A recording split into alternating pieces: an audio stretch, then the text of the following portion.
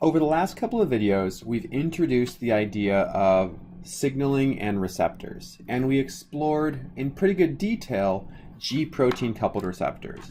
In this video, we're going to explore receptor tyrosine kinases, which we abbreviate RTK.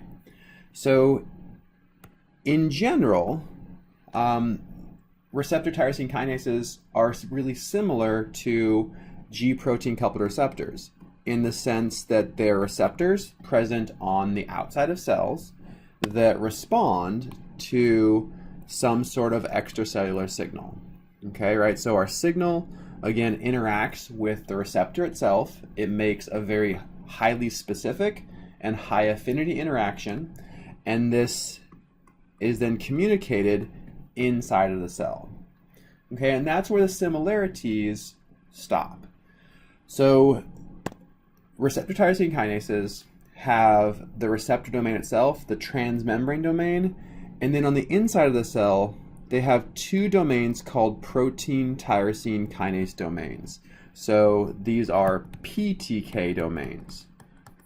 So this is a protein, and then the TK are still tyrosine kinase. So as the name suggests, these proteins have tyrosines decorating them all over the place. Okay, so we know that tyrosine looks like phenylalanine, but it has this OH group. And let's just draw a couple of them here.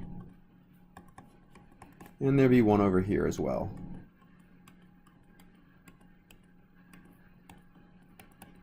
Okay, so before the signal binds, these tyrosines do not have a phosphate. But upon signal binding, what we end up seeing is conversion of ATP to ADP. So ATP gets converted to ADP, and that causes phosphorylation of the alcohol functional group on these tyrosines. So we end up getting phosphorylation of these alcohols. Okay, and this is the same type of phosphorylation that we've talked about when we've talked about modification of amino acid side chains. So serine and threonine are the ones you usually think about getting phosphorylated, but tyrosine can as well. And in fact, these receptor tyrosine kinases rely on phosphorylation of tyrosines. So it's the presence now of these phosphorylated tyrosines that can be recognized by something else in the cell. So let me erase this to create a little more room.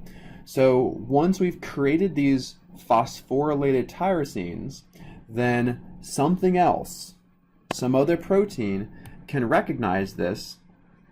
So it recognizes the phosphorylated tyrosine, and it then becomes activated and can catalyze some other cellular process. Okay, so this would be another enzyme that needs to be bound to our phosphorylated tyrosine to become active. So here we have an active form of this enzyme. Okay, so there are similarities between the two types of receptors we talked about, in that they're both present at the surface of a cell, and they both make high affinity and specific interactions with their specific signal. Okay, the receptor tyrosine kinases, upon signal binding, trigger phosphorylation of tyrosines present on the inside of the cell, which then can allow other enzymes to bind, which then signals those enzymes to be activated and then carry out cellular processes.